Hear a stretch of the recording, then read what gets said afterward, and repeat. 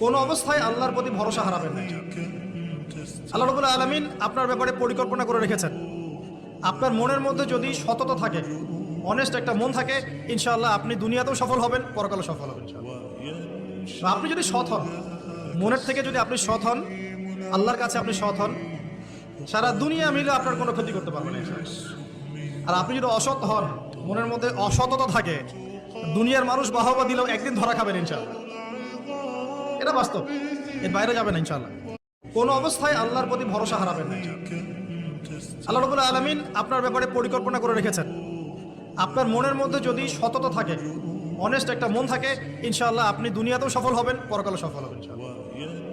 আপনি যদি সৎ হন, মনের থেকে যদি আপনি সৎ হন, আল্লাহর কাছে আপনি সৎ হন, সারা দুনিয়া মিলে আপনার কোনো ক্ষতি করতে পারবে না।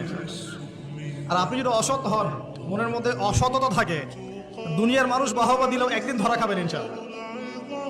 এটা বাস্তব, এর বাইরে যাবেন ইনশাআল্লাহ। কোন অবস্থায় আল্লাহর প্রতি ভরসা হারাবেন না। আল্লাহ রাব্বুল আলামিন আপনার ব্যাপারে পরিকল্পনা করে রেখেছেন। আপনার মনের মধ্যে যদি সততা থাকে, অনেস্ট একটা মন থাকে, ইনশাআল্লাহ আপনি দুনিয়াতেও সফল হবেন, পরকালেও সফল হবেন। আপনি যদি সৎ হন, মনের থেকে যদি আপনি সৎ হন, আল্লাহর কাছে আপনি সৎ হন, সারা দুনিয়া মিলে আপনার কোনো ক্ষতি করতে পারবে না। আর আপনি যদি অসৎ হন, মনের মধ্যে অসততা থাকে, দুনিয়ার মানুষ বাহবা দিলেও একদিন ধরা খাবেন ইনশাআল্লাহ। এটা বাস্তব, এর বাইরে যাবেন ইনশাআল্লাহ।